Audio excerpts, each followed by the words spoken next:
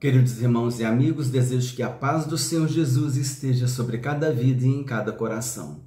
Vamos hoje dar continuidade ao Seminário Teológico Palavra de Vida, módulo 6. Estamos estudando a doutrina sobre Deus e hoje nós vamos dar continuidade nessa videoaula 13.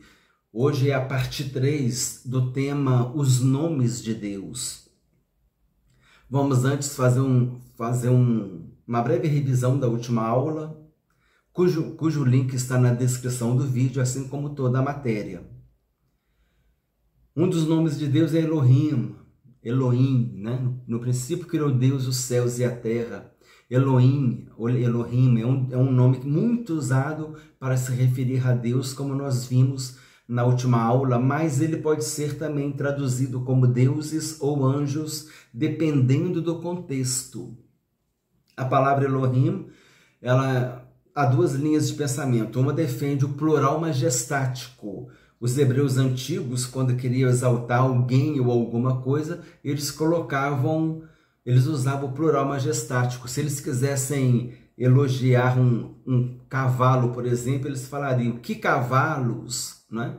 Eles fariam referência a esse animal no plural. Aqui, o escritor, que nós cremos tenha sido Moisés, né, que escreveu o Pentateuco, os 5 primeiros livros da Bíblia, Gênesis, Êxodo, Levítico, Números e Deuteronômio. Ele diz, no princípio criou Deus os céus e a terra.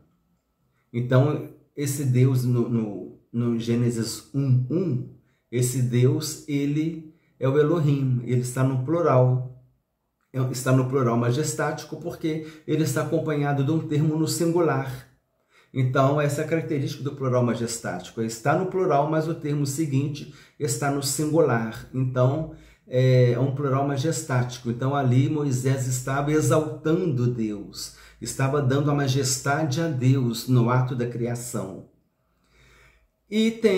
Então, é o plural majestático. E tem o plural indicando a Trindade. Outra linha de pensamento diz que esse plural está indicando a Trindade. É como se no nome Elohim estivesse presente, né, o Pai, o Filho e o Espírito Santo. Então, é essa linha de pensamento. Então, tem o plural majestático, não é o plural gramatical, é o plural majestático. É uma linha de pensamento. E esse plural indicando a Trindade divina é outra linha de pensamento. Então, estamos aqui apresentando essas duas linhas de pensamento que nós temos conhecimento a respeito do nome Elohim, que pode ser traduzido por deuses ou anjos, dependendo do contexto. Elohim também foi usado para fazer referência a outros deuses, como Baal. Então, Elohim não é especificamente um nome só do Deus de Israel, como é o tetragrama sagrado. Mas ele pode se referir a outros deuses, pode ser traduzido por deuses e pode ser traduzido por anjos, dependendo do contexto. Então, em Gênesis capítulo 1, versículo 1, Elohim está se referindo ao Deus Criador, no plural majestático. E outra linha de pensamento diz que ali está a presença da Trindade. Então, são essas duas linhas de pensamento. Plural majestático e a presença da Trindade. Às vezes fica chato, né? Ficar repetindo tanto isso, mas é para que a gente fique com esse conhecimento bem consolidado na nossa mente. Amém? El Eloá, Deus pessoal, Deus próximo, Deus de relacionamento, é o Deus poderoso. E El Roi, o Deus que vê. Em Gênesis capítulo 16, versículo 13, Agar no deserto. Então, nós vimos esses nomes na última aula. Se você não assistiu à última aula, o link está na descrição do vídeo. Após essa aula, assista a outra aula também, para você acompanhar conosco os nomes de Deus. Matéria nova a partir desse momento. Agora, o número 7, El Olam. Significa o Deus eterno. Gênesis capítulo 21, versículo 33. Plantou Abraão tamargueiras em Berseba, e invocou ali o nome do Senhor, Deus eterno. Yahvé El Olam. Esse nome revela a eternidade de Deus. No Salmo 90, no versículo 2, está escrito, diz assim: de eternidade a eternidade, tu és Deus. Acompanhando o próximo nome, El Elohe Israel. El Elohe Israel. Significa Deus é o Deus de Israel. Em Gênesis capítulo 33, versículo 20. E levantou Jacó ali um altar e lhe chamou Deus, o Deus de Israel. Expressa o relacionamento especial de Deus com Israel. Jacó mencionou este nome depois que Deus mudou o seu nome. Depois que houve aquela mudança do nome, né, de Jacó para Israel, então Jacó disse que Deus é o Deus de Israel. El Gibor significa Deus poderoso. Isaías capítulo 9, versículo 6. Porque um menino nos nasceu, um filho se nos deu, o governo está sobre os seus ombros, e o seu nome será maravilhoso, conselheiro, Deus forte, Pai da eternidade, príncipe da paz. Então, Deus poderoso, Deus forte, esse é o El Gibor.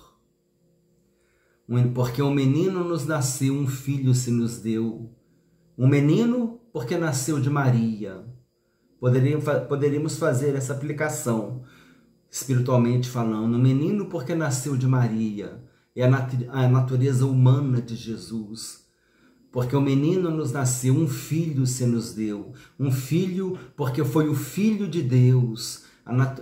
Se refere à natureza divina de Jesus. Porque o menino nos nasceu, um filho se nos deu. A natureza humana e a natureza divina de Jesus. Então, concluindo, El Gibor significa Deus poderoso, Deus forte. Isaías capítulo 9, versículo 6. O nome que descreve o Messias, Jesus Cristo, nesta porção profética de Isaías. Esse é o nome, né, que se refere a Jesus nessa porção profética de Isaías. Como um guerreiro forte e poderoso, o Messias, o Deus forte, vai realizar a destruição dos inimigos de Deus e governar com cetro de ferro. Apocalipse capítulo 19, versículo 15. Quando diz aqui cetro de ferro, significa que Jesus vai governar com poder, com autoridade. Glória a Deus. O domínio e o poder pertencem a Jesus. Ele disse, toda autoridade me foi dada no céu e na terra. Glória a Deus. Número 9, El Shaddai. Esse El sempre batendo a língua no céu da boca, né? É língua palatal, El Shaddai. Expressão hebraica que significa todo suficiente ou todo poderoso. Há estudiosos que acreditam que o nome originário El Shaddai signifique Deus das montanhas, expressando o sentido de onipotência. É um comentário para enriquecer o estudo que existe essa percepção de que El Shaddai significa Deus das montanhas, expressando o sentido de onipotência. É uma novidade, talvez a gente nunca tenha ouvido falar sobre isso, né? Mas é interessante, Deus das montanhas, dando sentido de onipotência. Aquela onipotência, né? Aquele Deus que não muda, né? Aquela montanha que permanece de geração em geração e aquela montanha permanece ali daquele mesmo jeito, né? Em Gênesis capítulo 17, versículo 1, está a utilização mais conhecida deste nome. Quando Deus se apresentou a Abraão dizendo, eu sou o Deus eu sou o Deus Todo-Poderoso, eu sou o El é Deus Todo-Poderoso, Shaddai, eu sou o Deus Todo-Poderoso, eu sou o El Shaddai. Eu comentei com os irmãos que é um exercício interessante a gente associar os nomes, né? El Shaddai, Deus falou para Abraão, lá em Gênesis 17, 1. E nas passagens a gente vai gravando, fazendo o relacionamento dos nomes com com a passagem bíblica, né? El Olam, o Deus eterno, foi quando Abraão plantou tamargueiras, né? E ali ele disse Deus eterno. El Elohe Israel, que significa o Deus de Israel, depois que Deus trocou o nome de Israel. Então é interessante a gente buscar gravar, né? Memorizar dentro da nossa capacidade, porque às vezes memorizar é difícil, né? Muita coisa para memorizar, mas a gente vai lendo, vai procurando aprender. Uma ou outra que a gente gravar já é bênção, já traz um crescimento para nossas vidas, um crescimento espiritual. Em algum momento você vai ser feliz, a gente vai ser feliz em usar essa passagem bíblica, né? El Shaddai, Gênesis 17:1, eu sou o Deus Todo-Poderoso. Deus se apresentou para Abraão. Na Septuaginta e no Novo Testamento, o termo que se refere a El Shaddai, Todo-Poderoso, é Pantocrator. 2 Coríntios 6,18. E eu serei para vós pai, e vós sereis para mim filhos e filhas, diz o Senhor Todo-Poderoso. Apocalipse capítulo 1, versículo 8. Eu sou o Alfa e o Ômega, diz o Senhor Deus, aquele que é, que era e que há de vir, o Todo-Poderoso. Na Vulgata Latina, o grego Pantocrator geralmente é traduzido como omnipotens, que significa todo poder ou onipotente. Omni, do latim, significa todos. E potens, aqui no caso, está relacionado com poder.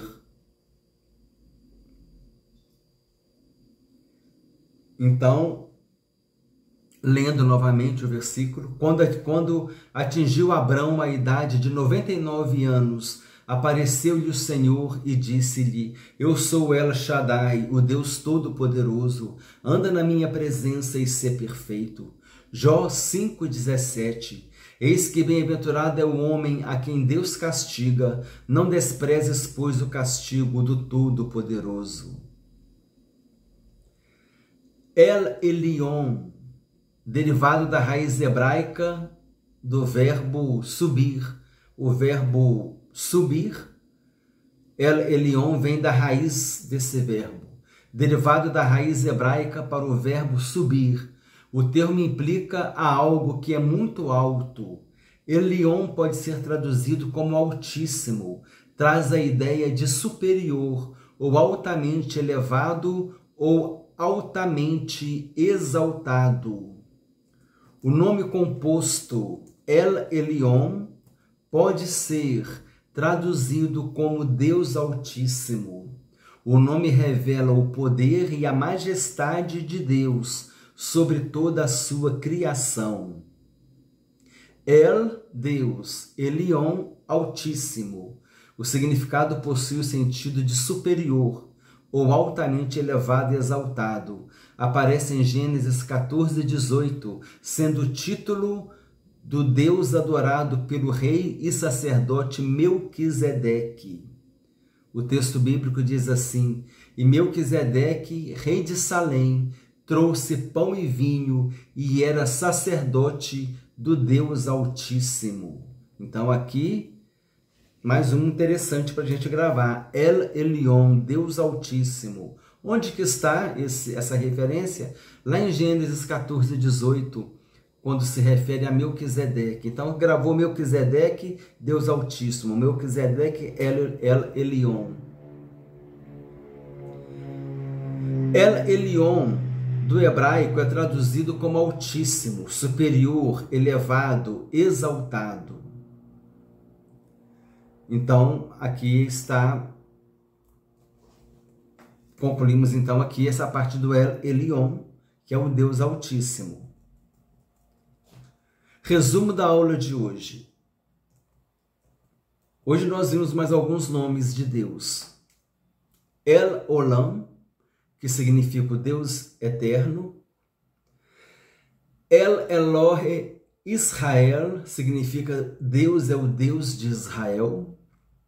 El Gibor, que significa o Deus Todo-Poderoso, o Deus forte. El Gibor, lá